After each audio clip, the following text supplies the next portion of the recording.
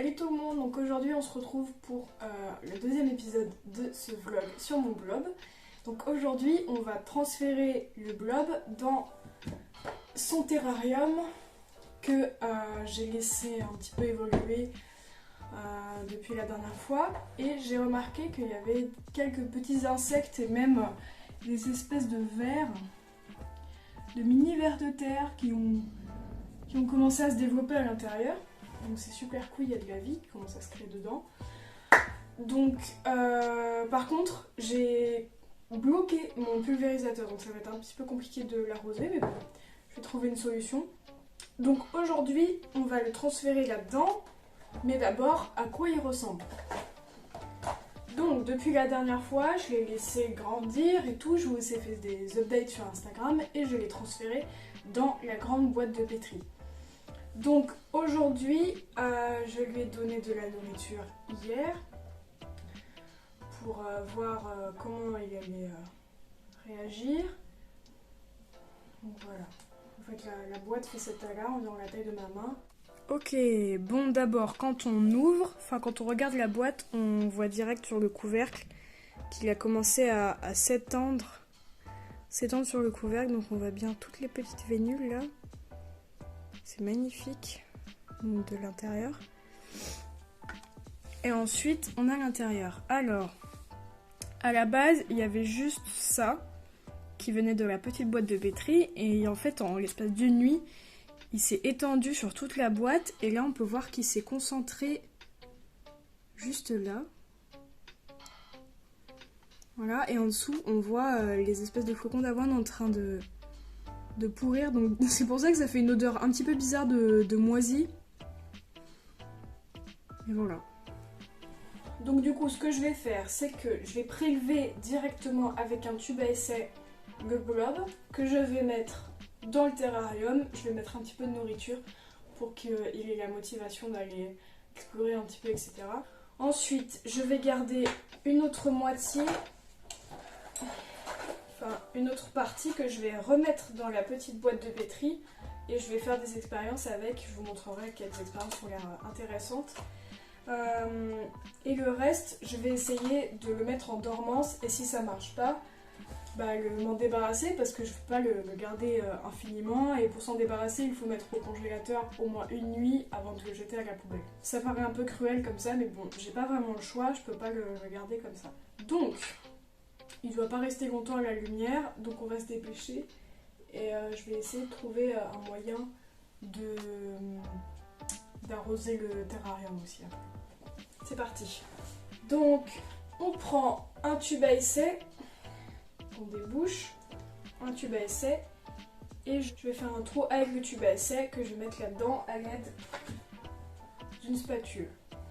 Ok, donc je vais essayer de vous filmer ça. Donc hop.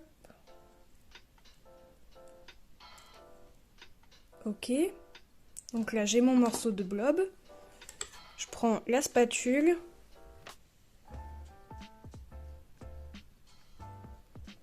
Hop, délicatement. Et je vais le mettre sur ce petit bout.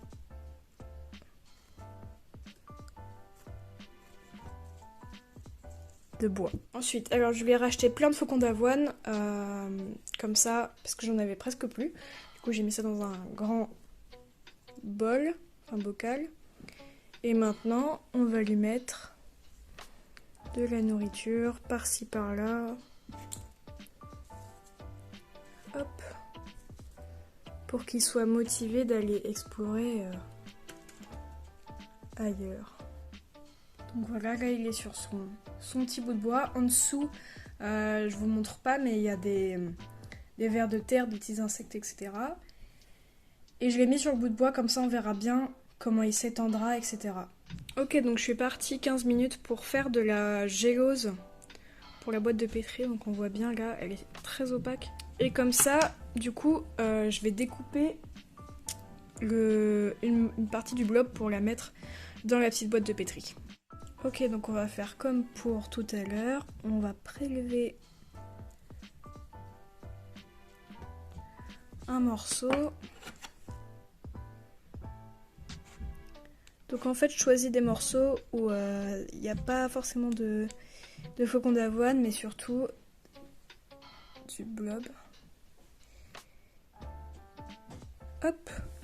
Donc ça c'est suffisant. Je vais voir comment il se développe. On va lui mettre un petit peu de flocons d'avoine pour le motiver. Ok, donc là c'est bon. J'ai mis une partie du blob dans le terrarium que j'ai couvert pour éviter de le mettre à la lumière.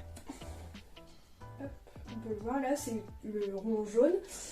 Donc je vais essayer de faire un time-lapse pour voir un petit peu comment il s'étend, ça va être intéressant. Et pour l'autre, je vais le garder, voir s'il grossit.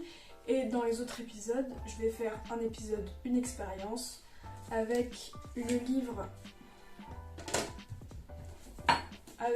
d'Audrey Dussutour, où il y a plein d'expériences qu'on peut tester, voilà, avec les recettes et tout, qu'on peut tester avec le blob pour voir son intelligence, etc.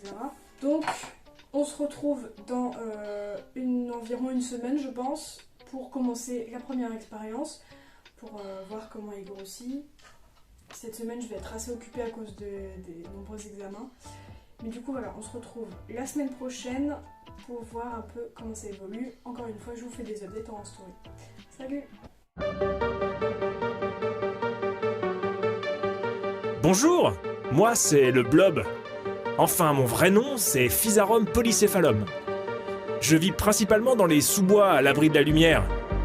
Je ne suis ni une plante, ni un animal, ni même encore un champignon.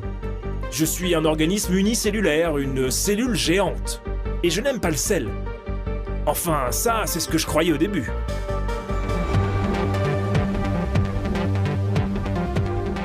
L'éthologue Audrey Dussutour m'étudie depuis plusieurs années à l'université de Toulouse. Elle veut savoir si je suis capable d'apprendre à aimer le sel par exemple.